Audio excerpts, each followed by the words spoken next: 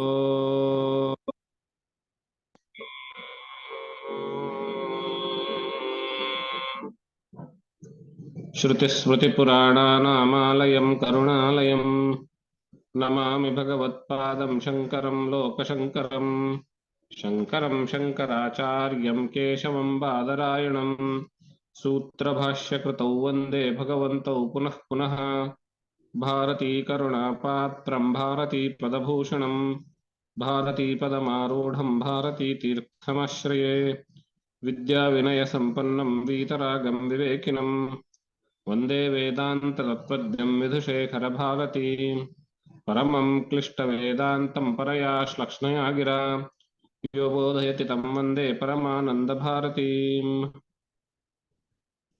ಜಿಜ್ಞಾಸುಗಳೇ, ನಾವುಗಳು ಜಗತ್ ಪ್ರಕರಣದಲ್ಲಿ ಕಾರ್ಯಕಾರಣ ಅನನ್ಯತ್ವ ನ್ಯಾಯ ನೋಡ್ಕೊಂಡ್ಬಿಟ್ಟು ಆಮೇಲೆ ಜಗತ್ ಪ್ರಕರಣಕ್ಕೆ ಅದ್ವೈತಿಗಳು ಅಥವಾ ವೇದಾಂತಿಗಳು ಹೇಳಿದಂತೆ ಬ್ರಹ್ಮವು ಅಭಿನ್ನ ನಿಮಿತ್ತೋಪಾದಾನ ಕಾರಣ ಎನ್ನುವ ಸಿದ್ಧಾಂತಕ್ಕೆ ಇತರ ದರ್ಶನಗಳು ಅಥವಾ ಇತರ ಮತಗಳು ಆಕ್ಷೇಪಗಳನ್ನ ಎತ್ತಿದಾಗ ಆ ಆಕ್ಷೇಪಗಳಿಗೆ ನಾವು ಹೇಗೆ ಉತ್ತರ ಕೊಡೋದು ಅನ್ನೋದನ್ನ ನೋಡ್ತಾ ಇದ್ದೀವಿ. ಇಲ್ಲಿವರೆಗೆ 3 ಆಕ್ಷೇಪ ನೋಡಿದ್ವಿ ಅನ್ಕೋತೀನಿ, 2 ನೋಡಿದ್ವಿ. ಭೋಕ್ತೃಭೋಜ್ಯದ ಅಪೇಕ್ಷೆ, ಹಿತಾಕರಣದ ಅಪೇಕ್ಷೆ, 2 ಆಕ್ಷೇಪಗಳನ್ನು ನೋಡಿದ್ವಿ. ಭೋಕ್ತೃಭೋಜ್ಯದ ಬಗ್ಗೆ ಈವಾಗಲೇ ಸಾಕಷ್ಟು ಚರ್ಚೆ ಮಾಡಿದ್ವಿ, ಅದು ಕ್ಲಿಯರ್ ಆಯ್ತು ಅನ್ಕೊಳ್ತೀವಿ. ಹಿತಾಕರಣದ ಅಪೇಕ್ಷೆ ಅದನ್ನು ನೋಡಿದ್ವಿ. ಜೀವೋ ಬ್ರಹ್ಮ ಇವನಾಪರಹ ಅನ್ನೋದನ್ನ ಇಟ್ಕೊಂಡು, ಜೀವನು ಬ್ರಹ್ಮಕ್ಕಿಂತ ಬೇರೆ ಅಲ್ಲ ಅನ್ನೋದನ್ನ ಇಟ್ಕೊಂಡು ಬ್ರಹ್ಮ ಸೃಷ್ಟಿ ಮಾಡಿದ್ದು ಅಂದ್ರೆ ಜೀವನು ಸೃಷ್ಟಿ ಮಾಡಿದ್ದು ಅಂತ ಕಲ್ಪಿಸ್ಕೊಂಡು, ಜೀವ ಸೃಷ್ಟಿ ಮಾಡಿದ್ಮೇಲೆ ತನಗೆ ಹಿತವಾಗಿರುವಂತಹದ್ದನ್ನು ತಾನು ಸೃಷ್ಟಿ ಮಾಡ್ಕೊಳ್ಬೇಕಾಗಿತ್ತು. ಜಗತ್ತನ್ನ ತನಗೆ ಹೇಗ್ ಬೇಕೋ ಹಾಗೆ ಸೃಷ್ಟಿ ಮಾಡ್ಬೇಕಾಗಿತ್ತು. ತನಗೆ ಅಹಿತವಾದ ಸೃಷ್ಟಿ ಯಾಕೆ ಮಾಡ್ಕೊಂಡ ಅನ್ನುವಂತಹದ್ದು ಆಕ್ಷೇಪ. ಒಂದ್ ಬಾರಿ ತೀರಾ ಮಳೆ ಅಂತಾನೆ, ಒಂದ್ ಬಾರಿ ಬೇಸಿಗೆ ಅಂತಾನೆ, ಒಂದ್ ಬಾರಿ ಚಳಿ ಅಂತಾನೆ, ಯಾಕೆ ಹೀಗೆ ಮಾಡ್ಕೊಳ್ಬೇಕಾಗಿತ್ತು?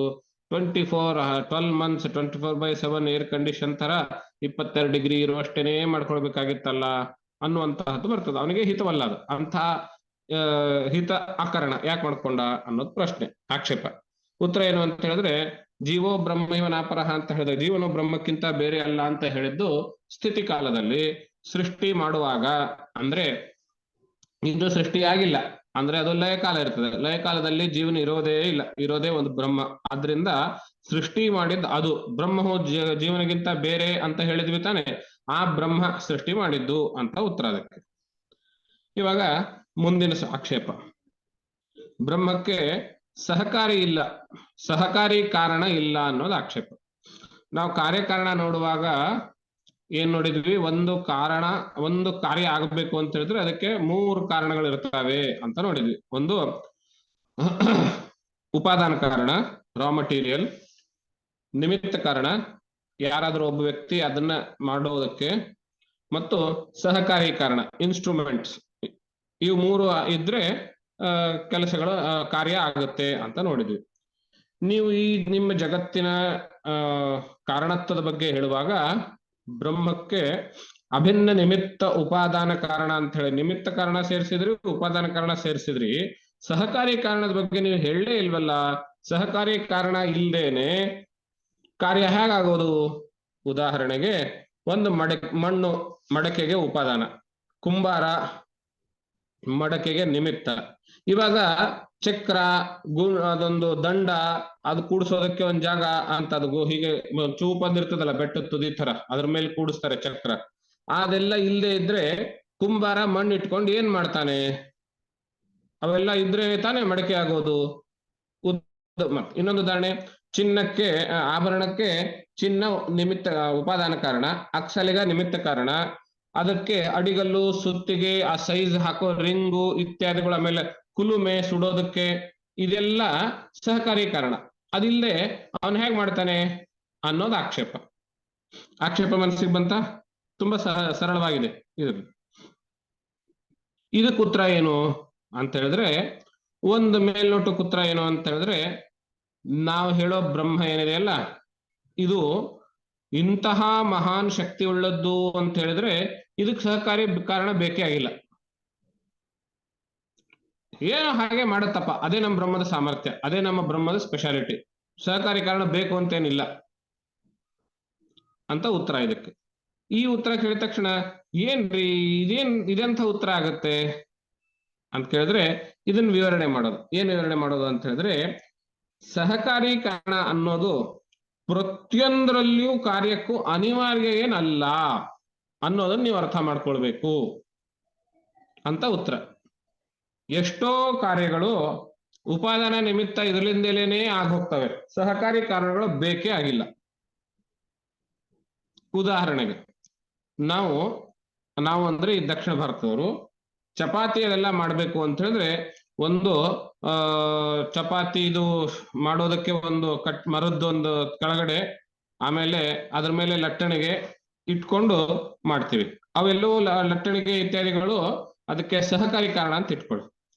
ಈ ಉತ್ತರ ಭಾರತದಲ್ಲಿ ಅವ್ರಿಗೆ ಏನದು ಲಟ್ಟಣಿಗೆ ಅದೆಲ್ಲ ಏನ್ ಬೇಕೇ ಆಗಿಲ್ಲ, ಬೇಸ್ ಏನ್ ಬೇಕಿಲ್ಲ, ಹಿಟ್ಟನ್ನು ಕೈಯಲ್ಲಿ ತಗೊಂಡು ಹೀಗೆ ಕೈಯಲ್ಲೇನೆ ಮಾಡ್ಬಿಟ್ಟು ಹಂಚ ಮೇಲೆ ಹಾಕ್ಬಿಡ್ತಾರೆ. ಹೌದಾ? ಇವಾಗ ಸಹಕಾರಿ ಕಾರಣ ಬೇಕಾಯ್ತೇನೋ? ಇಲ್ಲ. ಸಹಕಾರಿ ಕಾರಣ ಇಲ್ದೇನೋ ಕೆಲಸಗಳು ನಡಿಬಹುದು ಅನ್ನೋದಕ್ಕೆ ಒಂದು ಉದಾಹರಣೆ ಇದು. ಅಥವಾ ಹೀಗೆ ನಾವು ಕಲ್ಪನೆ ಮಾಡ್ಕೊಳ್ಬಹುದು, ಸಹಕಾರಿ ಕಾರಣ ಅನ್ನೋದು ಅನಿವಾರ್ಯ ಏನಲ್ಲ. ಉದಾಹರಣೆಗೆ ಇನ್ನೊಂದು ಉದಾಹರಣೆ ಕೊಡ್ತೇನೆ. ಇವು ನಿಮ್ಗೆ ಯಾರೋ ಒಬ್ರು ಜಪ ಮಾಡಿ ಇಂಥ ಫಲ ಬರ್ತದೆ ಅಂತ ಹೇಳಿರ್ತಾರೆ. ನೀವು ಜಪ ಮಾಡ್ತೀರಿ. ಜಪ ಮಾಡೋದಕ್ಕೆ ಅಲ್ಲಿ ಕಾರ್ಯ ಏನು? ಫಲ. ಉಪಾದಾನ ಯಾವುದು? ಜಪ. ನಿಮಿತ್ತ ಯಾರು? ನೀವು ಮಾಡೋರು. ಸಹಕಾರಿ ಕಾರಣ ಯಾವುದು? ಮಾಲೆ. ಈಗ ಜಪಮಾಲೆ ಇಲ್ದೇನು ನೀವು ಜಪ ಮಾಡಬಹುದು? ಆವಾಗ ಫಲ ಕಡಿಮೆ ಬರ್ತದೇನು? ಇಲ್ಲ. ಆದ್ರಿಂದ ಕಾರ್ಯ ಮುಗಿಬೇಕು ಅಂತಾದ್ರೆ ಸಹಕಾರಿ ಕಾರಣ ಅನ್ನೋದು ಹೆಸರಿಗೆ ಅಷ್ಟೇನೆ, ಅದು ಇರ್ಲೇಬೇಕು ಅಂತ ಹೇಳಿ ಅನಿವಾರ್ಯ ಅಂತಾನಲ್ಲ. ಗುರುಗಳೇ, ನೀವು ಹೇಳ್ತಾರೋ ಇದಕ್ಕೆ ಮನಸ್ಸೇ ಮುಖ್ಯ ಅಲ್ವಾ ಗುರುಗಳೇ? ಸರಿ, ಅದು ಈಗ ಮನಸ್ಸೇ ಮುಖ್ಯ ಅಂತ ಹೇಳಿದ್ರೆ ನೀವು ಮನಸ್ಸನ್ನ ಉಪಾದಾನ ಅಂತೀರೋ, ನಿಮಿತ್ತ ಅಂತೀರೋ, ಸಹಕಾರಿ ಅಂತೀರೋ? ಉಪಾದಾನ ಕಾರಣ ಗುರುಗಳೇ. ಬೇರೆ ಮನಸ್ಸಿದ್ರೆ ತಾನೇ ಮಾಡಕ್ಕಾಗೋದು. ಹೌದು, ಉಪಾದಾನ ಅಂತ ಒಪ್ಕೊಳ್ತೀವಿ. ಇಲ್ಲಿ ಪ್ರಶ್ನೆ ಏನು ಅಂತ ಹೇಳಿದ್ರೆ, ನೀವು ಬ್ರಹ್ಮವು ಜಗತ್ತಿಗೆ ನಿಮಿತ್ತ ಕಾರಣ ಉಪಾದಾನ ಕಾರಣ ಅಂತ ಹೇಳಿದ್ರಿ ಹೊರತು ಸಹಕಾರಿ ಕಾರಣ ಹೇಳಿಲ್ವಲ್ಲ ನೀವು ಅನ್ನೋದು ಆಕ್ಷೇಪ. ಓಕೆ. ಉತ್ತರ ಏನು? ಸಹಕಾರಿ ಕಾರಣ ಬೇಕಿಲ್ಲ, ಅದಕ್ಕೆ ಹೇಳಿಲ್ಲ. ಸಹಕಾರಿ ಕಾರ್ಯ ಅನಿವಾರ್ಯ ಏನಲ್ಲ. ಓಕೆ. ಸಹಕಾರ ಬೇಕಿದ್ರೆ ಸಹಕಾರ ತಗೊಳ್ಬೇಕಷ್ಟಲ್ಲ, ಆಪ್ಷನಲ್. ಆಪ್ಷನಲ್, ಅನಿವಾರ್ಯ ಏನಲ್ಲ. ಆದ್ರಿಂದ ಅದಕ್ಕೆ ನಾವು ಸಹಕಾರಿ ಕಾರಣ ಅನ್ನೋದು ಮೆನ್ಷನ್ ಮಾಡಿಲ್ಲ. ಸಹಕಾರಿ ಕಾರಣ ಇಲ್ದೇನು ನಾವು ಹೇಳುವಂತಹ ಬ್ರಹ್ಮ ಭಗವಂತ ಜಗತ್ತನ್ನು ಮಾಡ್ತಾನಪ್ಪ, ಅದು ಅವನ ಸಾಮರ್ಥ್ಯ. ಏನ್ ಇವಾಗ?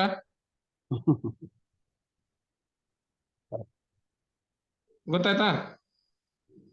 ಅರ್ಥಾತ್ ಜಗತ್ತು ಕಾರಣದ ವಿಷಯದಲ್ಲಿ ಬ್ರಹ್ಮಕ್ಕೆ ಏನ್ ತಗೊಂಡು ಮಾಡ್ದ, ಅವನಿಗೆ ಏನೇನು ಬಳಸಿದ ಕೆಲಸ ಮಾಡೋದಕ್ಕೆ ಅಂತ ಕೇಳಿದ್ರೆ ಬ್ರಹ್ಮಕ್ಕೆ ಏನು ಬಳಸಬೇಕಾಗಿಲ್ಲ, ಸಂಕಲ್ಪ ಸಾಕು. ಅವನ ಸಂಕಲ್ಪದಿಂದಲೇ ಎಲ್ಲ ಆಗೋಗುತ್ತೆ. ಕಾಮಯತ ಅಷ್ಟು ಸಾಕು, ಮಿಕ್ಕಿದೆಲ್ಲ ತನ್ನಿಂತಾನೆ ಆಗೋಗ್ತದೆ. ಯಾವುದು ಸಹಕಾರಿ ಕಾರಣ ಬೇಕಾಗಿಲ್ಲ ಬ್ರಹ್ಮಕ್ಕೆ. ಇದನ್ನ ಕನ್ವಿನ್ಸ್ ಮಾಡೋದಕ್ಕೆ ಒಂದೆರಡು ಉದಾಹರಣೆಗಳು ಕೊಟ್ವಿ. ಯಾಕೆಂದ್ರೆ ನೀವು ಯಾವುದೇ ಕಾರ್ಯಕಾರಣ ನೋಡಿ, ಅಲ್ಲಿ ಸಹಕಾರಿ ಕಾರಣ ಅನ್ನೋದು ಅನಿವಾರ್ಯ ಇರೋದಿಲ್ಲ.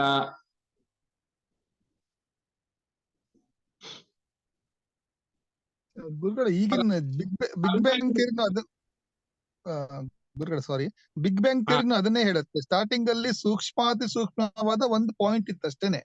ಈಗಿನ ಯಾವುದೇ ಜಗತ್ತಿರ್ಲಿಲ್ಲ, ಜಗತ್ತು ವಸ್ತುಗಳು ಯಾವ್ದು ಇರ್ಲಿಲ್ಲ. ಸಣ್ಣ ಅದು ಮತ್ತೆ ಸೂಕ್ಷ್ಮದಲ್ಲಿ ಸೂಕ್ಷ್ಮ ಪಾಯಿಂಟ್ ಅದು ಬರ್ಸ್ಟ್ ಆಗಿ ಈಗ ಇದಾಯ್ತು. ಅಂದ್ರೆ ಅದೇನೇ ಬಿಗ್ ಬ್ಯಾಂಗ್ ಥಿಯರಿ ಇದನ್ನೇ ಹೇಳೋದು, ಸಹಕಾರಿ ಕಾರಣ ಯಾವ್ದು ಇರ್ಲಿಲ್ಲ ಆ ಟೈಮಲ್ಲಿ ಅಂತ ಹೇಳ್ಬಿಟ್ಟು. ಈ ಅಭಿಮನ್ಯು ಯುದ್ಧ ಮಾಡ್ಲಿಲ್ವೇ? ಅವನಿಗೇನ್ ಬೈಲು ಬಾಣ ಎಲ್ಲ ಕಟ್ ಮಾಡ್ಕೊಂಡ್ಬಿಟ್ರು, ಕೈಯೂ ತೆಗೆದ್ಬಿಟ್ರು, ಆಮೇಲೆ ಅಂದ್ರೂ ಅವನ ಸಹಕಾರಿ ಕಾರಣ ಇಲ್ಲದೆ ಯುದ್ಧ ಮಾಡ್ಲಿಲ್ವೇ? ಕೊನೆಯಲ್ಲಿ ಚಕ್ರ ಎತ್ಕೊಂಡು. ನಮ್ ಕೈ ಮತ್ತು ಕೈ ಬೆರಳು ಎಲ್ಲಾನು ಸಹಕಾರಿ ಕಾರಣಗಳಲ್ಲ. ಇಲ್ಲಿ ನಾನು ಅನ್ನೋದೇನು ಅವಾಗ ನಾನು ಅಂತ ಹೇಳಿದಾಗ ನಮ್ ಕೈ ಬೆರಳುಗಳು ಸಹಕಾರಿ ಅಂತ ತಗೊಂಡ್ರೆ ನೀವು ನಿಮ್ ಕೈ ಬೇರೆ ಅಂತ ಆಗ್ತದೆ. ಹ್ಮ್ ಹ್ಮ್ ಹ್ಮ್ ಹ್ಮ್ ಹ್ಮ್ ಅದು ಅಲ್ಲೇ ಬ್ರಹ್ಮಕ್ಕೆ ಸಹಕಾರಿ ಕಾರಣ ಆರೋಪ ಮಾಡೋದು ಎಷ್ಟು ಸರಿ ಗುರುಗಳೇ ಅದು? ಅಲ್ಲ, ಅದೇ ಬೇಕಿಲ್ಲ ಅನ್ನೋದು ಉತ್ತರ. ಅದೇ ಬೇಕಿಲ್ಲ ಅನ್ನೋದು ಸರಿ ಅಲ್ವಾ? ಅದು ಸರಿನಲ್ವೇ ಇಲ್ಲ. ಬ್ರಹ್ಮಕ್ಕೆ ಅದ್ ಬೇಕಾಗೇ ಇಲ್ಲ, ಸಕಾಮಯತೆ ಅಷ್ಟೇ ಸಾಕತ್ತೆ. ಅದೇ ಬ್ರಹ್ಮದ ಸಾಮರ್ಥ್ಯ, ಅದೇ ವೈಶಿಷ್ಟ್ಯತೆ. ಹ್ಮ್ ಹ್ಮ್ ಹ್ಮ್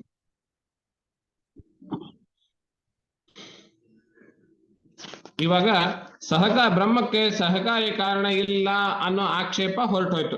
ಬೇಕೇ ಆಗಿಲ್ಲ ಬ್ರಹ್ಮಕ್ಕೆ ಸಹಕಾರಿ ಅನ್ನೋದು ಉತ್ತರ. ಹೌದಾ? ಮಂದಟ್ಟಾಯ್ತಾ? ಇದ್ರು ಆಯ್ತು, ಇಲ್ಲದೆ ಇದ್ರು ಆಯ್ತು. ಹಾ, ಕ್ಲಿಯರ್ ಆಗಿ ಇದ್ರ ಬಗ್ಗೆ ಸಹಕಾರಿ ಕಾರಣದ ಆಕ್ಷೇಪ ಹೊರಟೋಯ್ತಾ? ಎಸ್ ಗುರು, ಹೋಯ್ತು. ಇವಾಗ ನೆಕ್ಸ್ಟ್ ಲೆವೆಲ್, ಸಹಕಾರಿ ಕಾರಣ ಬೇಡ ಕಣ್ರಿ, ಕನಿಷ್ಠ ಪಕ್ಷ ಶರೀರನಾದ್ರೂ ಬೇಕಲ್ರಿ. ಶರೀರ ಇರಬೇಕು, ಅದಕ್ಕೆ ಅಂಗ ಇರಬೇಕು, ಅಂಗಾಂಗಗಳು ಇರಬೇಕು, ಅವಾಗ ತಾನೇ ಕೆಲಸ ನಡೆಯೋದು. ನೀವು ಉದಾಹರಣೆಯಲ್ಲಿ ಲಟ್ಟಣಿಗೆ ಇತ್ಯಾದಿಗಳು ಬೇಡ, ಕೈ ಬೇಡವೇ? ಕೈಯು ಬೇಕು, ಹೆಂಚು ಬೇಕು ಬೇಯಿಸಕ್ಕೆ. ಏನಾದ್ರು ಈಗ ಹೆಂಚಿಲ್ಲ ಅಂದ್ರೆ ಡೈರೆಕ್ಟ್ ಆಗಿ ಕೆಂಡದ ಮೇಲೆನೆ ಸುಡ್ತಾರಪ್ಪ, ಅದು ಹೆಂಚನ್ನ ಸಹಕಾರಿ ಕಾರಣದಲ್ಲಿ ಹಾಕ್ಬಿಡಿ, ಅದು ಡೈರೆಕ್ಟ್ ಆಗಿ ಸುಡ್ತಾರೆ. ಬೇಡ, ಕೈನೂ ಬೇಡವೇ? ನಿಂತ್ಕೊಳ್ಳಕ್ಕೆ ಕಾಲು ಹೇಗ್ರಿ ಮಾಡ್ತಾರೆ? ನಿಮ್ಮ ಬ್ರಹ್ಮಕ್ಕೆ ನೀವು ಹೇಳೋ ಕಾರಣಕ್ಕೆ, ನೀವು ಹೇಳೋ ಕಾರಣ ಯಾವುದು? ಬ್ರಹ್ಮ. ಆ ಬ್ರಹ್ಮಕ್ಕೆ ಕಣ್ಣಿಲ್ಲ, ಕೈ ಇಲ್ಲ, ಮೂಗಿಲ್ಲ ಅಂತ ನೀವು ಹೇಳ್ತೀರಿ. ಅಚಕ್ಷು, ಅಶ್ರೋತ್ರಂ, ಅವಾಕ್, ಅಮನಃ ಅಂತೆಲ್ಲ ಹೇಳ್ತೀರಿ. ಹಾಗಿದ್ಮೇಲೆ ಹೇಗ್ರಿ ಜಗತ್ ಮಾಡ್ತು? ಅಲ್ಲ ಗುರುಗಳೇ, ಸಂಕಲ್ಪ ಮಾಡ್ಲಿಕ್ಕೆ ಕೈ ಕಾಲು ಬೇಕಾಗಿಲ್ಲಲ್ಲ. ಬ್ರಹ್ಮ ಸೃಷ್ಟಿಯಾಗಿದ್ದು, ಜಗತ್ ಸೃಷ್ಟಿ ಮಾಡಿದ್ದನ್ನ ಸಂಕಲ್ಪದ ಮೇಲೆ ಅಂತಂದ್ರಿ. ಸಂಕಲ್ಪ ಮಾಡ್ಲಿಕ್ಕೆ ಕಿವಿ, ಕಣ್ಣು, ಮೂಗು ಏನು ಬೇಕಾಗಿಲ್ಲ. ಸರಿ ಸರಿ. ಈಗ ಪ್ರಶ್ನೆ ಹೀಗ್ ಕೇಳ್ದ ಎದುರುಗಡೆ ಇರೋನು, ಪೂರ್ವ ಪಕ್ಷಿ ಅದ್ರ ಎದುರುಗಡೆ ಇರೋನು, ಆಕ್ಷೇಪ ಮಾಡೋನು, ಪ್ರಶ್ನೆ ಕೇಳಿದ್ಮೇಲೆ ಅವನಿಗೆ ಸಮಾಧಾನ ಕೊಡ್ಬೇಕಲ್ಲ ನೀವು. ಈಗ ನಾವು ಒಪ್ಕೊಂಡ್ವಿ, ಅವನ ಸಂಕಲ್ಪ ಮಾತ್ರದಿಂದ ಜಗತ್ತಾಗೋಯ್ತು. ನಮಗೆ ಈ ವೇದಾಂತದ ವಾಕ್ಯಗಳಲ್ಲಿ ಶ್ರದ್ಧೆ ಇದೆ, ಉಪನಿಷತ್ಗಳಲ್ಲಿ ಶ್ರದ್ಧೆ ಇದೆ, ನಾವು ಒಪ್ಕೊಂಡ್ವಿ. ಎದುರುಗಡೆ ಇರೋನ್ ಪ್ರಶ್ನೆ ಕೇಳಿದಾಗ ಅವನಿಗೆ ಸಮಾಧಾನ ಮಾಡ್ಬೇಕಲ್ಲ. ಅವಾಗ ಒಂದು ಪ್ರಶ್ನೆ ಕೇಳ್ಕೊಳ್ಳಿ ನೀವು. ಈ ಆಕ್ಷೇಪದಲ್ಲಿ ಒಂದು ವಿಶೇಷ ಪಾಠ ಕಲಿಬೇಕು ನಾವು. ಈ ಆಕ್ಷೇಪ ಏನಿದೆ,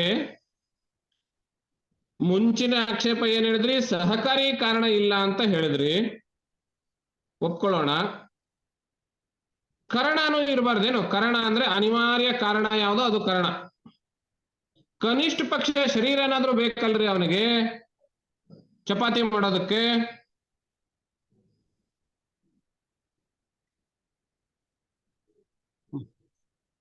ನೀವು ಹೇಳುವ ಬ್ರಹ್ಮಕ್ಕೆ ಕಣ್ಣಿಲ್ಲ, ಕೈ ಇಲ್ಲ, ಕಾಲಿಲ್ಲ, ಮೂಗಿಲ್ಲ, ಮನಸ್ಸಿಲ್ಲ, ದೇಹ ಇಲ್ಲ ಅಂತ ಉಪನಿಷತ್ತೇ ಹೇಳುತ್ತೆ, ನೀವೇ ಹೇಳ್ತೀರಿ. ಅದಕ್ಕೆ ಅವನು ಉಪನಿಷತ್ತಿನ ವಾಕ್ಯವನ್ನು ಕೋಟ್ ಮಾಡ್ತಾನೆ. ಬ್ರಹ್ಮ ಅಚಕ್ಷುಷ್ಕಂ, ಅಶ್ರೋತ್ರಂ, ಅವಾಕ್, ಅಮನಃ, ಅಸ್ಥೂಲಂ, ಅನಣು, ಅಹ್ರಸ್ವಂ, ಅದೀರ್ಘಂ ಅಂತೆಲ್ಲ ಊದಕ್ ಲಿಸ್ಟ್ ಇದೆ ಛಾಂದೋಗ್ಯ ಬೃಹದಾರಣ್ಯಕದಲ್ಲಿ. ಅದನ್ನ ಅವ್ನು ಕೋಟ್ ಮಾಡಿ, ಈ ಬ್ರಹ್ಮಕ್ಕೇನು ಇಲ್ಲ ಅಂತ ಹೇಳ್ತೀರಿ ನೀವು, ಆಮೇಲೆ ಅದು ಹೇಗ್ರಿ ಆಯ್ತು ಅನ್ನೋದು ಪ್ರಶ್ನೆ ಮನಸ್ಸಿಗೆ ಬಂತ?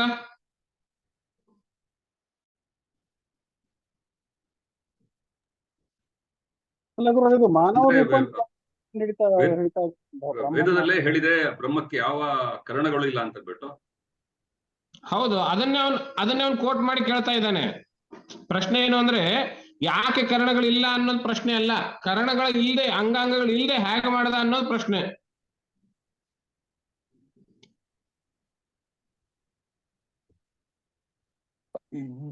ಗುರುಗಳೇ, ಇದಕ್ಕೆ ನಮ್ಗೆ ಬರೋದು ಸಂಕಲ್ಪದಿಂದಲೇ ಆಯ್ತಲ್ವಾ? ಈಗ ಸೋಕಾಮಯತ ಅಂದ್ರೆ ಸಂಕಲ್ಪ. ಸೊ ಅದರಿಂದಲೇ ಕರಣಗಳಿಂದಲೇ ಇದಾಯ್ತು ಅಂತ ಹೇಳ್ಬೇಕು. ಬ್ರಹ್ಮಕ್ಕೆ ಸಂಕಲ್ಪ ಒಂದೇ ಸಾಕು ಅಂತ ಹೇಳೋದಲ್ಲ ಈಗ. ಅಲ್ಲ, ನಾನು ಹೇಳಿದೆ ಈಗ ನೀವುಗಳು ವೇದಾಂತವನ್ನ ಒಪ್ಪುವವರು, ಆದ್ರಿಂದ ನಾನು ವೇದಾಂತದ ಮಾತು ಹೇಳಿದೆ, ನೀವು ಒಪ್ಕೊಂಡ್ರಿ. ಈಗಿನ ಪ್ರಶ್ನೆ ಕೇಳೋನು ವೇದಾಂತ ಒಪ್ಪುವನಲ್ವಲ್ಲ. ಸಂಕಲ್ಪ ಮಾತ್ರದಿಂದ ಆಗೋಯ್ತು ಅಂತ ಹೇಳಿದ್ರೆ ಇದೇನ್ರಿ ಉತ್ತರ ಅಂತ ಅವನು. ಗುರುಗಳೇ, ಇದಕ್ಕೆ ಏನ್ ಉತ್ತರ ಅಂದ್ರೆ ಸರ್ವವ್ಯಾಪಿನ ಈಶಾನ, ಈಶ ಅಂದ್ರೆ ಈಶ್ವರ ಎಲ್ಲಾ ಕಡೆನೂ ಇದ್ದಾನೆ, ಅವನ್ ಇಲ್ದಿರೋ ಜಾಗನೇ ಇಲ್ಲ. ಸೊ ಹಂಗಿದ್ಮೇಲೆ ಸೊ ಏನ್ ಆಗ್ಬೇಕು ಅವ್ನು ಅನ್ಕೊಂಡಂಗೆ ಹಂಗೆ ಹಾಗೆ ಆಗತ್ತೆ, ಅದು ನಡೆಯತ್ತೆ. ಸೊ ಅಲ್ಲಿ ಪ್ರಶ್ನೆ ಉದ್ಭವ ಆಗಲ್ಲ. ಕೈ ಇಲ್ಲ ಕಾಲಿಲ್ಲ ಅನ್ನೋದ್ರಲ್ಲಿ ಬಂದ್ರು ಅದು ಏನಾಗ್ಬೇಕು. ಇವಾಗ ಒಂದು ಎಕ್ಸಾಂಪಲ್ ಕೊಡ್ಬೇಕು ಅಂದ್ರೆ, ಇವಾಗ ಭೂಕಂಪ ಆಯ್ತು ಇದರಲ್ಲಿ ಕೇದಾರದಲ್ಲಿ ಒಂದು ಸುಮಾರು ವರ್ಷದ ಹಿಂದೆ. ಸುಮಾರು ಜನ ಹೋದ್ರು, ಎಲ್ಲ ಆಯ್ತು, ಬಟ್ ಆ ದೇವಸ್ಥಾನಕ್ಕೆ ಏನೂ ಆಗ್ಲಿಲ್ಲ. ಅಷ್ಟು ಗಾಢವಾಗಿ ಭೂಕಂಪ ಆಯ್ತು. ಸೊ ಅಲ್ಲಿ ಏನು ಒಂದು ಕಣ್ಣು ಇಲ್ಲ, ಮೂಗು ಇಲ್ಲ, ಏನು ಇಲ್ಲ, ಭೂಕಂಪ ಹಂಗೆ ಆಯ್ತು. ಸೊ ಇದಕ್ಕೆ ಉತ್ತರ ಹುಡ್ಕೊಂಡು ಹೋದ್ರೆ ಡೆಫಿನೆಟ್ ಆಗಿ ಇದಕ್ಕೆ ಬರೋದು ನಮ್ಮ ನಾವು ಏನು ಈ ನಮ್ ಅದ್ರ ತಕ್ಕಂಗೆ ಏನ್ ಆಗ್ಬೇಕು ಆ ಟೈಮ್ಗೆ ಅದು ಹಾಗೆ ಆಗತ್ತೆ. ಅದು ಪೂರ್ವಚಿತ್ತ ಅಂತ, ಅದು ಆತರ ನಮ್ಗೆ ಹೇಳಕ್ಕಾಗಲ್ಲ ಅದು ಏನಾಗತ್ತೆ ಮುಂದೆ ಅಂತ. ಸೊ ಬೇಕಾಗಿಲ್ಲ.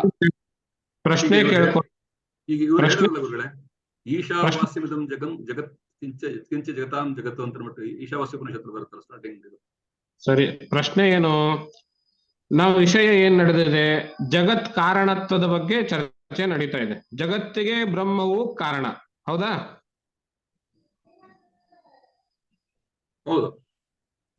ಈ ಬ್ರಹ್ಮ ಕಾರಣ ಅಂತ ಹೇಳಿದ್ರೆ ಅದು ಉಪಾದಾನ ಕಾರಣವೂ ಹೌದು, ನಿಮಿತ್ತ ಕಾರಣವೂ ಹೌದು.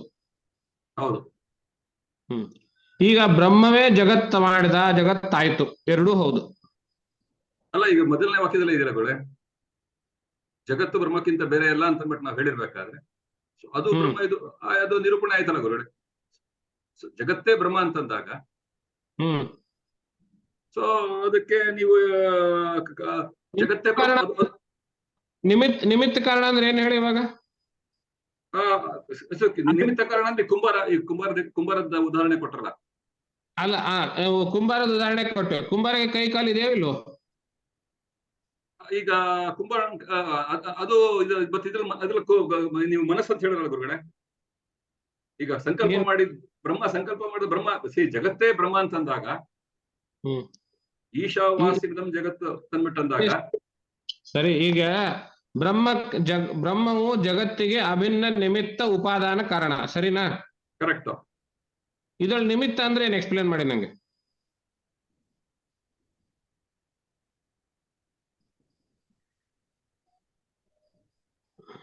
ಕಾರಣೀಭೂತ ಅಂತಾರೆ ಅಲ್ಲ ಅಂದ್ರೆ ಕುಂಬಾರ ಅಂತ ಎಕ್ಸಾಂಪಲ್ ಕೊಟ್ವಿ ತಾನೆ ನಾವು. ಕುಂಬಾರ ಅಕ್ಸಾಲಿಗ ಅಂತ ಕೊಟ್ವಿ ತಾನೆ.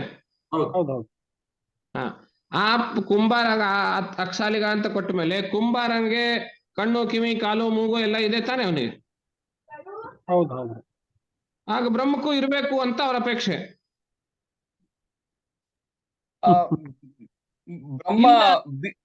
ಇಲ್ಲಿ ಕೇಳಿ, ನಾನು ಮುಗಿಸಿಲ್ಲ ಇನ್ನು. ಬ್ರಹ್ಮಕ್ಕೂ ಹಾಗಿರ್ಬೇಕು ಅನ್ನೋದು ಅಪೇಕ್ಷೆ. ಹಾಗಿಲ್ಲ ಅಂತ ನೀವು ಹೇಳ್ತಾ ಇದ್ದೀರಾ ಉಪನಿಷತ್ನಲ್ಲಿ. ಅಚಕ್ಷುಷ್ಕಂ ಈಗ ಉಪಾದಾನ ಕಾರಣ ಬ್ರಹ್ಮನೇ ಅಂತಂದಾಗ ಕಣ್ಣಿಲ್ಲ, ಮೂಗಿಲ್ಲ ಅಂತ ನೀವು ಹೇಳ್ತಾ ಇದ್ದೀರಿ. ಇಲ್ದೇ ಇದ್ರೆ ಹೇಗ್ ಮಾಡ್ದ? ಕೈ ಕಾಲು, ಆ ಲಟ್ಟಣಿಗೆ ಪಾತ್ರೆ ಅವೆಲ್ಲ ಇಲ್ಲ ಅಂದ್ರೆ ಮಾಡ್ದ, ಓಕೆ. ಕೈ ಕಾಲು ಬೇಡವೆ ಮಾಡೋದಕ್ಕೆ ಅಂತ ಹೇಳ್ಬಿಟ್ಟು ನೀವೀಗ ಉಕ್ಕಿಂದ ಎಕ್ಸಾಂಪಲ್ ಕೊಟ್ಟಲ್ಲ ಗುರುಗಳೇ. ಕಬ್ಬಣ ಹೊಡೆಯುತ್ತೆ ಅಂತಂದ್ರೆ ಕಬ್ಬಣವನ್ನು ಹೊಡೆಯುತ್ತೆ ಅಂತಂದ್ರೆ ಇಲ್ಲ, ನೀವು ಕರೆಕ್ಟ್ ಆಗಿರೋ ಪಾಯಿಂಟ್ ಮಿಸ್ ಮಾಡ್ತಾ ಇದ್ದೀರಾ, ಸುತ್ತಮುತ್ತಲು ಮಾತಾಡ್ತಾ ಇದ್ದೀರಾ. ಕಾರಣದಿಂದ ಕಾರ್ಯ ಆಗ್ಬೇಕು ಅಂದ್ರೆ ಬ್ರಹ್ಮವು ಈ ಜಗತ್ತಿಗೆ ಕಾರಣ ಅಂತ ಹೇಳಿದ್ರೆ, ಅಭಿನ್ನ ನಿಮಿತ್ತೋಪಾದಾನ ಕಾರಣ ಅಂತ ಹೇಳಿದಾಗ ನಿಮಿತ್ತವೂ ಹೌದು ಅಭಿನ್ನವೂ ಹೌದು ಅಂತ ಹೇಳಿ ನಾವು ಒಪ್ಕೊಂಡಾಗ, ನಿಮಿತ್ತ ಅಂತ ಹೇಳಿದ್ರೆ ಅಕ್ಸಾಲಿಗನ ಥರ ಕುಂಬಾರನ ಥರ ಅಂತ ಒಪ್ಕೊಂಡಾದ್ಮೇಲೆ, ಕುಂಬಾರಗನಿಗೆ ಅಕ್ಸಾಲಿಗನಿಗೆ ಕಣ್ಣು ಕಿವಿ ಕಾಲು ಮೂಗು ಇರೋ ಹಾಗೆ ಬ್ರಹ್ಮಕ್ಕೂ ಇರಬೇಕಾಗಿತ್ತು, ಆದ್ರೆ ಇರೋದಿಲ್ಲ ಅನ್ನೋದನ್ನ ನೀವೇ ಹೇಳ್ತಾ ಇದ್ದೀರಾ. ಇದು ಹೇಗೆ ಅನ್ನೋದು ಪ್ರಶ್ನೆ. ಗುರುಗಳೇ, ಇವಾಗ ಬೀಜ ತಗೊಂಡ್ರೆ ಬೀಜದಿಂದ ಸಸಿ ಆಗತ್ತೆ, ಸಸಿಯಿಂದ ವೃಕ್ಷ ಆಗತ್ತಲ್ವಾ? ಬೀಜನ ನಿಮಿತ್ತನೋ ಉಪಾದಾನವೋ? ಉಪಾದಾನ ಗುರುಗಳೇ. ನಾವು ನಿಮಿತ್ತದ ಬಗ್ಗೆ ಕೇಳ್ತಾ ಇದ್ರೆ ನೀವು ಉಪಾದಾನ ಯಾಕೆ ತಗೋತೀರಿ? ಅಲ್ಲಲ್ಲ, ಆ ಬೀಜ ಬೀಜ ನೆಲಕ್ಕೆ ಬೀಜ ಬಿದ್ದಾಗ ಗುರುಗಳೇ, ಬೀಜ ನೆಲಕ್ಕೆ ಬಿದ್ದಾಗ ಅದಾಗಿ ನಾವೇನು ಯಾರು ನಿಟ್ಟಿರಲ್ಲ ಗುರುಗಳೇ, ಯಾರೋ ಎಸ್ತಿರ್ತಾರೆ ಬೀಜನ. ಅಂದ್ರೆ ಜಗತ್ತಿನ ಕಾರಣಕ್ಕೆ ನಿಮಿತ್ತ ಬೇಕಿಲ್ಲ ಅಂತೀರಾ ನೀವು?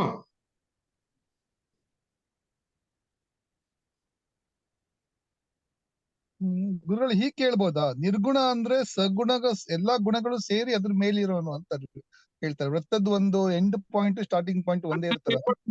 ಇಲ್ಲಿ ನಿಮಿತ್ತ ಇದೆ ಅಂತ ಒಪ್ಕೋತೀರಾ ನೀವು? ಹೇಳ್ತೀರಾ? ನಿಮಿತ್ತ ಇದೆ ಅಂತ ಹೇಳಲೇಬೇಕಾಗತ್ತೆ. ನಿಮಿತ್ತ ಇದೆ ಅಂತ ಹೇಳಿದ್ಮೇಲೆ ಕಣ್ಣು ಕೈ ಕಾಲು ಕಿವಿ ಮೂಗು ತೋರಿಸ್ಬೇಕಾಗ್ತದೆ. ಅಲ್ಲ ಗುರುಗಳೇ, ಇಲ್ಲಿ ಬ್ರಹ್ಮ ಒಂದು ಶಕ್ತಿ ಅಂತ ತಿಳ್ಕೊಬೇಕಲ್ಲ? ಹಾಗಿಲ್ಲ, ಇರ್ಬೇಕು ಅನ್ನೋದು ಅಪೇಕ್ಷೆ ತಾನೆ ಎಲ್ರಿಗೂ. ನಿಮಿತ್ತ ಅಂತ ಹೇಳಿದ್ಮೇಲೆ ಹಾಗಿರ್ಬೇಕು ಅಂತ ಅಪೇಕ್ಷೆ ತಾನೆ ಎಲ್ರಿಗೂ. ಯಾವಾಗ ನೀವು ಯಾವ ಕ್ಷಣ ನಿಮಿತ್ತ ಅಂತ ಹೇಳಿದ ತಕ್ಷಣ ಅವನಿಗೆ ಕುಂಬಾರನ ತರ ಕಣ್ಣು ಕಿವಿ ಕಾಲು ಮೂಗು ಕೈ ಕಾಲು ಎಲ್ಲ ಇರಬೇಕು ಅನ್ನೋದು ಯಾರಿಗಾದ್ರೂ ಮನಸ್ಸಿನಲ್ಲಿ ಬಂದೇ ಬರ್ತದೆ. ಆದ್ರೆ ನೀವೇ ಹೇಳ್ತೀರಾ ಅದಿಲ್ಲ ಅದಿಲ್ಲ ಅಂತಾನೂ ಹೇಳ್ತೀರಾ, ನಿಮಿತ್ತ ಅಂತಾನೂ ಹೇಳ್ತೀರಾ, ಅದಿಲ್ಲ ಅಂತಾನೂ ಹೇಳ್ತೀರಾ. ಇದು ಹೇಗೆ ಅಂತ ಪ್ರಶ್ನೆ ಒಂದು.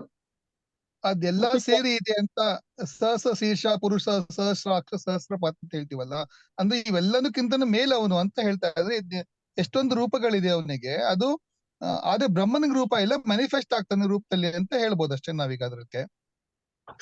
ಗುರುಗಳೇ, ಗುರುಗಳೇ ಇನ್ನೊಂದು ಗುರುಗಳೇ, ಈಗ ಪ್ರಶ್ನೆ ಕೇಳ್ತಾರವನು ಮ್ಯಾನಿಫೆಸ್ಟೇಷನ್ ಅಲ್ಲ ಗುರುಗಳೇ, ಪ್ರಶ್ನೆ ಕೇಳ್ತಾರವ್ರು. ಪ್ರಶ್ನೆ ಯಾವ ಆಧಾರದ ಮೇಲೆ ಕೇಳ್ತಿದ್ದಾರೆ ಗುರುಗಳೇ? ಅವರು ಬೃಹದಾರಣ್ಯಕೋಪನಿಷತ್ ಕೋಟ್ ಮಾಡ್ತಾರೆ. ಬ್ರಹ್ಮಕ್ಕ ಈಶಾವಾಸ್ಯೋಪನಿಷತ್ತಲ್ಲಿ ಈಶಾವಾಸಿನ ಜಗತ್ತೊಂದು ಬರುತ್ತಲ್ಲ, ಎಲ್ಲಾ ಕಡೆ ಈಶಾ ಎಲ್ಲಾ ಕಡೆ ಇದ್ದಾನೆ ಅಂತ ಆಗತ್ತಲ್ಲ ಗುರುಗಳೇ? ಅದು ಹೆಂಗ್ ಅನ್ವಯ ಮಾಡ್ತೀರ ಹೇಳಿ? ಎಲ್ಲಾ ಕಡೆ ಇದ್ದಾನೆ, ಕಣ್ಣಿಲ್ಲ ಮೂಗಿಲ್ಲ ಅನ್ನೋದನ್ನ ನೀವು ಎರಡನ್ನ ಹೇಗೆ ಅನ್ವಯ ಮಾಡ್ತೀರ ಹೇಳಿ? ಈಗ ಜಗತ್ತು ಬ್ರಹ್ಮಕ್ಕಿಂತ ಬೇರೆ ಅಲ್ಲ. ಈಶಾವಾಸ್ಯಂ ಅಂತ ನೀವು ಪದ ಬಳಸೋದು ನಿಮಿತ್ತ ಕಾರಣವನ್ನು ಕೂರ್ತು ಹೇಳ್ತಿರೋ, ಉಪಾದಾನ ಕಾರಣವನ್ನು ಕೂರ್ತು ಹೇಳ್ತಿರೋ? ನಿಮಿತ್ತೋಪಾದಾನ ಕಾರಣ ಅಂದ್ರೆ ಎರಡು ಬ್ರಹ್ಮವು ಎಲ್ಲ ಅಂತ ಆಯ್ತಾನ ಗುರುಗಳೇ? ಸರ್, ಬ್ರಹ್ಮ ಸಗುಣ ನಿರ್ಗುಣ ಅಂತಾನೆ ಹೇಳ್ಬೋದಾ? ನಿರ್ಗುಣ ಬ್ರಹ್ಮ ಅದು ಒಂದು ಮೂಲ ಇದು, ಆದ್ರೆ ಸಗುಣನೂ ಆಗ್ತಾನೆ ಮಾಯ ಜೊತೆ ಸೇರ್ಕೊಂಡ್ರೆ ಅಂತ ಹೇಳ್ಬೋದಾ? ಅಲ್ಲ ಸರಿ, ಅದೆಲ್ಲ ಸರಿ. ಈಗ ನೀವು ಉತ್ತರ ಕೊಡೋದೇನು ಅಂತ. ಅಲ್ಲ ಗುರುಗಳು, ಈಗ ಕೈ ಕಾಲು ಇರೋದನ್ನ ನಾವು ಬ್ರಹ್ಮನ ಒಂದು ರೂಪಕವನ್ನ ವರ್ಣಿಸ್ತಾ ಇದ್ದೀವಿ, ಬಟ್ ಬ್ರಹ್ಮನ ವರ್ಣಿಸ್ತಾ ಇಲ್ಲ. ಮನುಷ್ಯನಿಗೆ ಮಾತ್ರ. ಮನುಷ್ಯ ಒಂದು ಬ್ರಹ್ಮನ ಅನೇಕ ಪದಾರ್ಥದೊಳಗೆ ಒಂದಷ್ಟೇ, ಅದು ಬ್ರಹ್ಮ ಅಲ್ಲ. ಇಲ್ಲಿದೆ ವಿರಾಟ ಪುರುಷನಿಗೆ ಸಹಸ್ರಾಕ್ಷ ಸಹಸ್ರಪಾತ್ ಅಂತ ಯಾಕೆ ಹೇಳ್ತೀವಿ ನಾವು ಅದ್ರಲ್ಲಿ? ಸರಿ ಸರಿ, ನೀವು ಎಲ್ಲಾ ಉತ್ತರಕ್ಕೆ ಹತ್ರ ಬರ್ತಾ ಇದ್ದೀರಿ, ಪಿನ್ ಪಾಯಿಂಟೆಡ್ ಆಗಿ ಸೆಂಟೆನ್ಸ್ ಬರ್ತಾ ಇಲ್ಲ. ನಾನು ಅಂತ ಒತ್ತೊತ್ತು ಕೊಟ್ಟು ಪ್ರಶ್ನೆ ಕೇಳ್ತಾ ಇದ್ದೀನಿ. ನೀವೆಲ್ಲರೂ ಹತ್ರ ಬರ್ತಾ ಇದ್ದೀರಿ ಉತ್ತರಕ್ಕೆ, ಪಿನ್ ಪಾಯಿಂಟೆಡ್ ಆಗಿ ಆ ಉತ್ತರ ಬರಬೇಕು ಅಂತ ನಂದು ಅಪೇಕ್ಷೆ ಆಗಿತ್ತು. ಅದಕ್ಕೋಸ್ಕರ ನಾನು ಪ್ರಶ್ನೆಯನ್ನು ಒತ್ತೊತ್ತು ಕೊಟ್ಟು ಕೇಳ್ತಾ ಇದ್ದೀನಿ. ಈಶಾವಾಸ್ಯಂ ಅದು ಎಲ್ಲೂ ಸರಿನೇ. ಇವಾಗ ಈ ಪ್ರಶ್ನೆಯ ಲಾಜಿಕ್ ಅರ್ಥ ಮಾಡ್ಕೊಳ್ಳಿ. ನೀವು ಇಷ್ಟೊತ್ತನ ಹೇಳಿದ್ ಸರಿನೇ, ಅದ ತಪ್ಪೇನಲ್ಲ. ನಾನು ಎಕ್ಸಾಕ್ಟ್ ಆನ್ಸರ್ ಅಪೇಕ್ಷೆ ಮಾಡ್ತಾ ಇದ್ದೆ. It's a manifestation of Brahma ಅಷ್ಟೇ ಅಂತ ಅನ್ಕೋಬಹುದು ನಾವೀಗ. To do that. ಸರಿ ಸರ್, ಮ್ಯಾನಿಫೆಸ್ಟೇಷನ್ ಆಫ್ ಬ್ರಹ್ಮ ಸರಿ. ಸಗುಣ ಆಗ್ತಾನ ಅವನು, ನಂಗೆ ಸಗುಣ ಆಗಿ ಮಾಡಿದಾನೆ. ಬಟ್ ಹಾಗಂತೇಳಿ ಬ್ರಹ್ಮ ನಿರ್ಗುಣ ಸರಿ ಇದೆಲ್ಲ ಅವನಿಗೆ ಉತ್ತರ ಹ್ಯಾಕ್ ಕೊಡ್ಬೇಕು ಅನ್ನೋದು ನಾನು ಅಪೇಕ್ಷೆ ಮಾಡ್ತಾ ಇದ್ದೆ. ಇವಾಗ ಹೇಳ್ತೀನಿ ಕೇಳಿ. ಈಗ ಅವನ ಪ್ರಶ್ನೆ ಏನಿದೆ ಅಂದ್ರೆ, ಫಸ್ಟ್ ಅವನು ಲಾಜಿಕ್ ಬಳಸ್ತಾನೆ. ನಿಮಿತ್ತ ಅಂತ ಹೇಳ್ತೀರಿ, ಲಾಜಿಕ್ ಏನು ತರ್ಕ ಏನು ಅಂತ ಹೇಳಿದ್ರೆ, ಯಾವುದೇ ಕಾರಣದಿಂದ ಕಾರ್ಯ ಆಗಬೇಕು ಅಂತ ಹೇಳಿದ್ರೆ ಉಪಾದಾನ ನಿಮಿತ್ತ ಸಹಕಾರಿ ಬೇಕು ಅನ್ನೋದು ಜನರಲ್ ಅಂಡರ್ಸ್ಟ್ಯಾಂಡಿಂಗು. ಸಹಕಾರಿ ಬೇಕು ಅಂತ ಕೇಳಿದೆ ನಾನು, ನಾಟ್ ನೆಸೆಸರಿ ಅಂತ ನೀವು ಹೇಳಿದ್ರಿ, ಒಪ್ಕೊಂಡೆ. ಅಟ್ಲೀಸ್ಟ್ ನಿಮಿತ್ತನಾದ್ರೂ ಬೇಕಲ್ರಿ ಅಂತ ನಾನು ಕೇಳಿದೆ. ನಿಮಿತ್ತ ಅಂತ ಹೇಳಿದ ಮೇಲೆ ಕೈ ಕಾಲು ಇರೋದು, ಸಗುಣವಾಗಿರೋದು ಅದು ಅಪೇಕ್ಷಿತ. ಯಾರಿಗಾದ್ರೂ ನಿಮಿತ್ತ ಅನ್ನೋ ಪದದಿಂದ ಕೈ ಕಾಲು ಅಂಗಾಂಗ ಸಹಿತವಾಗಿಯೇ ನಾವು ಕಲ್ಪಿಸ್ಕೊಳ್ತೀವಿ. ಅದು ಸ್ವಾಭಾವಿಕವಾಗಿ ನಮ್ಮ ತಿಳುವಳಿಕೆ, ಎಲ್ರಿಗೂ ಹಾಗೆ ತಿಳ್ಕೊಳ್ಳೋದು. ಆದ್ರೆ ಪ್ರಶ್ನೆ ಏನು ಅಂತ ಹೇಳಿದ್ರೆ, ತಕ್ಕಂತ ಅವನು ಲಾಜಿಕ್ ಇಂದ ರೆಫರೆನ್ಸಿಗೆ ಬರ್ತಾನೆ ಉಪನಿಷತ್ತಿನಲ್ಲಿ ನೀವೇ ಹೇಳ್ತೀರಿ ಬ್ರಹ್ಮ ಅಚಕ್ಷುಷ್ಕಂ ಅಶ್ರೋತ್ರಂ ಅವಾಕ್ ಅಮನಃ ಅಂತ. ಬ್ರಹ್ಮನಿಗೆ ಕಣ್ಣಿಲ್ಲ, ಕಿವಿ ಇಲ್ಲ, ಮೂಗಿಲ್ಲ, ಮನಸ್ಸಿಲ್ಲ ಅಂತ ನೀವೇ ಹೇಳ್ತೀರಿ. ಹೌ ಇಟ್ ಈಸ್ ಕಾಂಟ್ರಡಿಕ್ಟರಿ ಅಂತ ಒಂದು ಪ್ರಶ್ನೆ. ನಿಮಿತ್ತನೂ ಬೇಕೇ ಬೇಕು, ಒಪ್ಕೊಳ್ತೀರಾ ನಿಮಿತ್ತ ಅಂತ ಹೇಳಿ, ಆದ್ರೆ ಕಣ್ಣಿಲ್ಲ, ಕಿವಿ ಇಲ್ಲ, ಮೂಗಿಲ್ಲ ಅಂತ ಒಪ್ಕೊಳ್ತೀರಾ ಅಂತ ಹೇಳ್ತಾನೆ. ಇವಾಗ ಅವನು ಮುಂಚೆ ಲಾಜಿಕ್ ಇಂದ ಉತ್ತರ ಶುರು ಮಾಡಿ, ಕ್ವಶನ್ ಶುರು ಮಾಡಿ, ಕಣ್ಣಿಲ್ಲ, ಕಿವಿ ಇಲ್ಲ ಅಂತ ಹೇಳಿ ವೇದಗಳ ಅಂದ್ರೆ ಉಪನಿಷತ್ತಿನ ರೆಫರೆನ್ಸ್ ಕೊಡ್ತಾನೆ ಅವನು. ಅಂದ್ರೆ ಏನರ್ಥ, ಅವನು ವೇದಗಳನ್ನು ಒಪ್ತಾ ಇದ್ದಾನೆ ಅಂತ ಆಯ್ತು, ಹೌದಾ? ಇಲ್ದಿದ್ರೆ ವೇದಗಳ ರೆಫರೆನ್ಸ್ ಕೊಡ್ತಿರ್ಲಿಲ್ಲ. ಬರೀ ಲಾಜಿಕ್ ಇಂದ ಪ್ರಶ್ನೆ ಕೇಳಿಲ್ಲ ಅವನು, ವೇದಗಳನ್ನ ರೆಫರ್ ಮಾಡಿದಾನೆ ಅಂತಂದ್ರೆ ವೇದಗಳನ್ನು ಒಪ್ಪಿದಾನೆ ಅಂತ ಆಯ್ತು. ಇವಾಗ ಯಾವ ವೇದಗಳನ್ನ ನೀನು ರೆಫರೆನ್ಸ್ ಆಗಿ ತೆಗೆದುಕೊಂಡಿದೆಯೋ ಅದೇ ವೇದದಲ್ಲಿ ಹೇಳಿದೆ ಬ್ರಹ್ಮವು ಜಗತ್ತಿಗೆ ಕಾರಣ ಅಂತ ನಾನು ಹೇಳಿಲ್ಲ.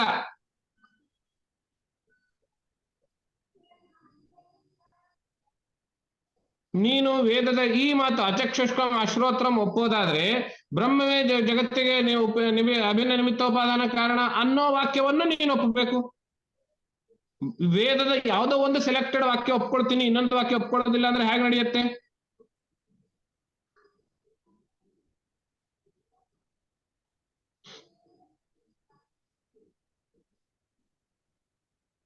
ಅರ್ಧ ಕುಕ್ಕುಟಿ ನ್ಯಾಯ ನಡೆಯೋದಿಲ್ಲ.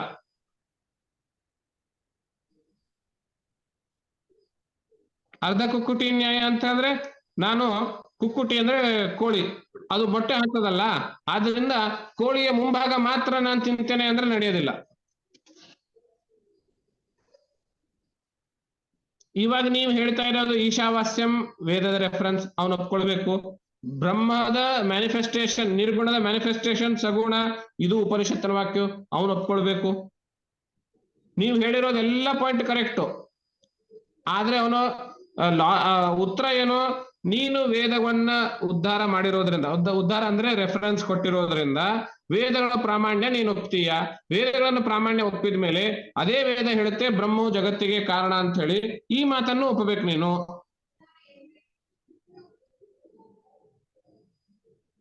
ಒಂದು ವಾಕ್ಯ ಒಪ್ಕೊಂಡು ಇನ್ನೊಂದು ವಾಕ್ಯ ಬಿಡೋದಕ್ಕಾಗೋದಿಲ್ಲ. ಇದು ಉತ್ತರ. ನೀವು ಹೇಳಿರೋದನ್ನ ನಾನು ಮುಂದುವರಿಸಿದೆ ಅಷ್ಟೇನೆ. ಈಶಾವಾಸ್ಯಂ ಸರ್ವಂ ಅದು ಲಾಜಿಕ್, ಅಂದ್ರೆ ವೇದದಲ್ಲಿ ಹೇಳಿರೋದನ್ನೇ. ಆಮೇಲೆ ನಿರ್ಗುಣದ ಮ್ಯಾನಿಫೆಸ್ಟೇಷನ್ ಸಗುಣ, ಅದು ವೇದದಲ್ಲಿ ಹೇಳಿರೋದೇನೆ. ನೀ ಉತ್ತರ ಏನ್ ಕೊಡ್ಬೇಕು, ಇವನ್ನು ನೀನು ಒಪ್ಪು, ಯಾಕಂದ್ರೆ ವೇದದಲ್ಲಿ ಹೇಳಿದೆ, ಆದ್ರಿಂದ ನೀನು ಒಪ್ಕೊಳ್ಬೇಕು. ರೆಫರ್ ಮಾಡಿದ್ರೆ ಇನ್ನೊಂದ್ಸರಿ ವೇದ ರೆಫರ್ ಮಾಡ್ಬೇಕು ಅಂತ ಎಲ್ಲದಕ್ಕೂ ವೇದ ರೆಫರ್ ಮಾಡ್ಬೇಕು, ವೇದವೇ ಪ್ರಮಾಣ. ನೀನು ವೇದ ಪ್ರಮಾಣ ಒಪ್ಪಿರೋದ್ರಿಂದ ಈ ವಾಕ್ಯಗಳನ್ನು ಒಪ್ಪಬೇಕು ನೀನು. ಈ ಅರ್ಧ ಕುಕ್ಕುಟಿ ನ್ಯಾಯ ಅಂದ್ರೆ ಏನು? ಕುಕ್ಕುಟಿ ಅಂದ್ರೆ ಕೋಳಿ, ಅರ್ಧ ಅಂದ್ರೆ ಅರ್ಧ. ನನಗೆ ಕೋಳಿ ಇಷ್ಟ ಅಂತ ಹೇಳ್ಬಿಟ್ಟು ಕೋಳಿ ಮುಂಭಾಗ ಮಾತ್ರ ತಿಂತೀನಿ, ಯಾಕೆ? ಅದು ಮೊಟ್ಟೆ ಹಾಕ್ಬೇಕಲ್ಲ ನಂಗೆ, ಆದ್ರಿಂದ ಮೊಟ್ಟೆ ಹಾಕೋ ಭಾಗ ತಿನ್ನೋದಿಲ್ಲ, ಮುಂಭಾಗ ಮಾತ್ರ ತಿಂತೀನಿ ಅಂದ್ರೆ ಹೇಗೆ ನಡೆಯುತ್ತೆ?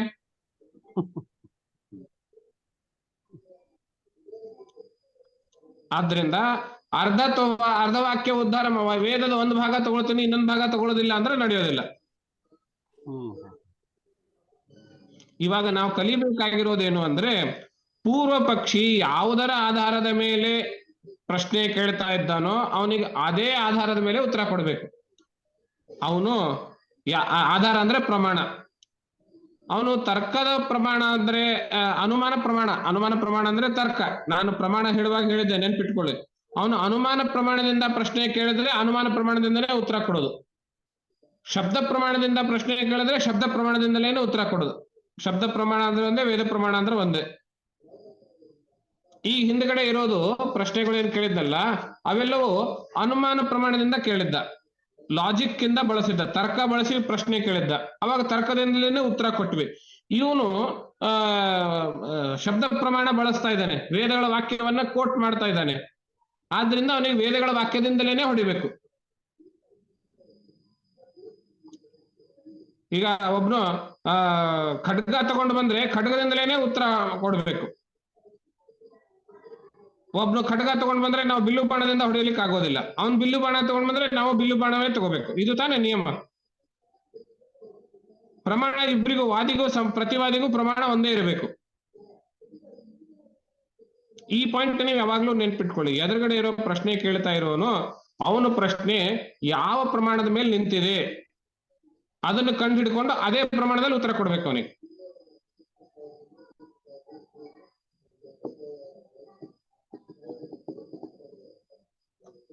ಮನ್ಸಿಗೆ ಬಂತ? ಬಂತು.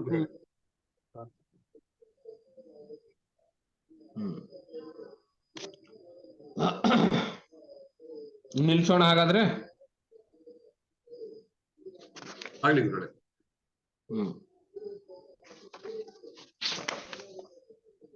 ಗುರುಗಳೇ, ಇವಾಗ ಇದನ್ನ ಏನಾರ ಒಂದು ಕಾರ್ಯ ಆಗ್ಬೇಕು ಅಂದ್ರೆ ದೇಹನೇ ಬೇಕು ಅಂತ ಏನಿಲ್ಲ ಅಲ್ವಾ ಗುರುಗಳೇ? ಅದೊಂದು ಪ್ರಶ್ನೆ ಇದೆ. ಏನ್ ಹೇಳಿ? ಇವಾಗ ಯಾವ್ದೇ ಇದು ಆಗ್ಬೇಕು ಅಂದ್ರೆ ಅದಕ್ಕೆ ದೇಹನೇ ಬೇಕು ಅಂತ ಏನಿಲ್ಲ ಅಲ್ವಾ? ಯಾವ್ದೇ ಆಗ್ಬೇಕು ಅಂದ್ರೆ ಯಾವ್ದೇ ಕಾರ್ಯ ಆಗ್ಬೇಕು ಅಂತ, ಯಾವ್ದೇ ಇದಾಗಬೇಕು, ಯಾವ್ದೇ ಕೆಲ್ಸ ಆಗ್ಬೇಕು ಅಂದ್ರೆ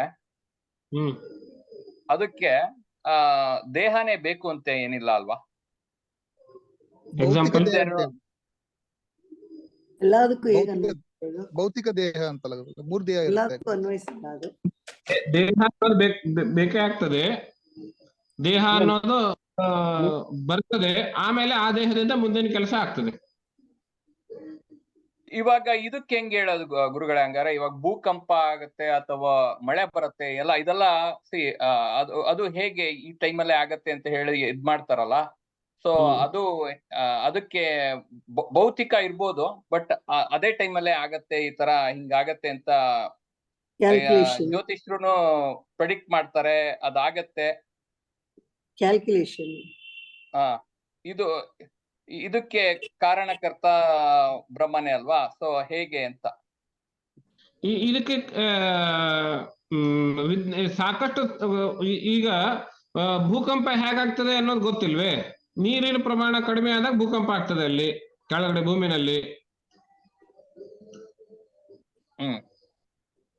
ಇದು ಗೊತ್ತಿರೋ ಉತ್ತರನೇ ಅಲ್ವಾ?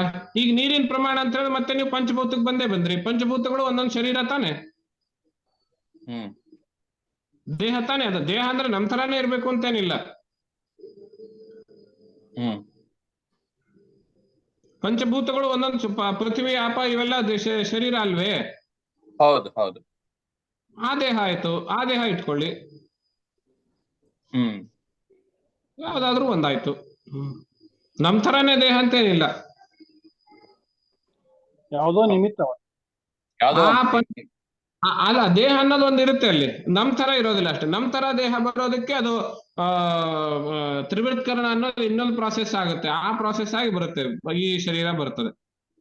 ಎಲ್ಲ ಅದಕ್ಕೆಲ್ಲ ಬಹಳ ಪ್ರೊಸೆಸ್ ಇದೆ ಈ ತರ ಶರೀರ ಬರೋದಕ್ಕೆ.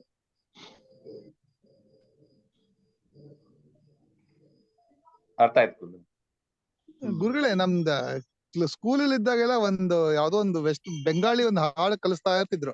ಅದ್ರಲ್ಲಿ ಒಂದು ವರ್ಡ್ ಬರುತ್ತೆ, ವೇದ ಕೇವಲ ಶಬ್ದ ಮಾತ್ರ ಅಂತ ಹೇಳ್ಬಿಟ್ಟು.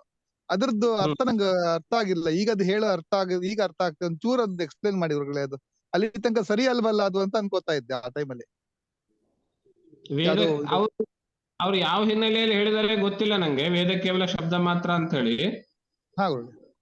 ಈಗ ನೋಡಿ, ಅವರು ವೇದವು ಶಬ್ದ ಅಂತ ಹೇಳಿದ್ರೆ ಒಂದರ್ಥ ಬೇರೆ ಬರ್ತಿತ್ತು. ಅವರು ಕೇವಲ ಅಂತ ಪದ ಬಳಸಿ ಮಾತ್ರ ಅಂತ ಪದ ಬಳಸಿರೋದ್ರಿಂದ ನಂಗೆ ಡೌಟ್ ಬರ್ತಾ ಇದೆ.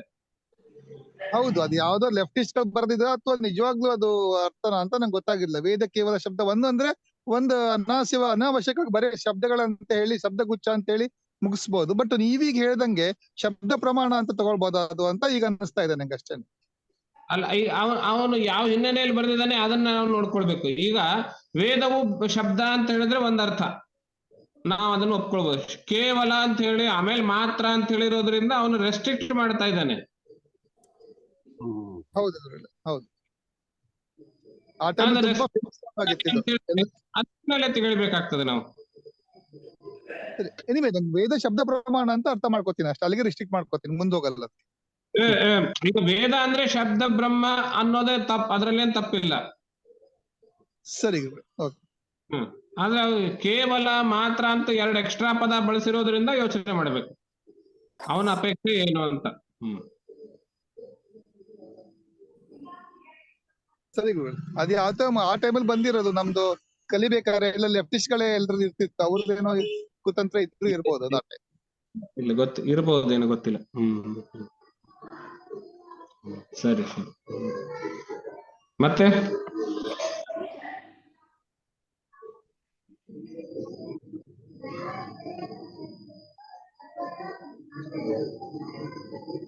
ಮುಗಿಸೋಣ ಹಾಗಾದ್ರೆ. ಆಗ್ಲಿ ಗುರುಗಳೇ, ನಮಸ್ಕಾರ. ಎಲ್ಲರಿಗೂ ನಮಸ್ಕಾರ. ಹುಷಾರಿಲ್ದೇ ಇದ್ರು ಕ್ಲಾಸ್ ತಗೊಂಡಿದ್ದೀರಾ, ಥ್ಯಾಂಕ್ ಯು. ನಿನ್ನೆ ಒಂದ್ ಸ್ವಲ್ಪ ಆಮೇಲೆ ಟ್ಯಾಬ್ಲೆಟ್ ಎಲ್ಲ ಹಾಕೊಂಡು ಸರಿ ಆಗುತ್ತೆ ಅಂತ. ಫಸ್ಟ್ ಟೈಮ್ ನೀವು ಆಕಳಿಸಿದ್ ನೋಡಿದ್ದು ಗುರುಗಳು. ನಮಸ್ಕಾರ ಗುರು. ನಮಸ್ಕಾರ ಗುರುಗಳೇ. ನಮಸ್ಕಾರ ಗುರುಗಳು.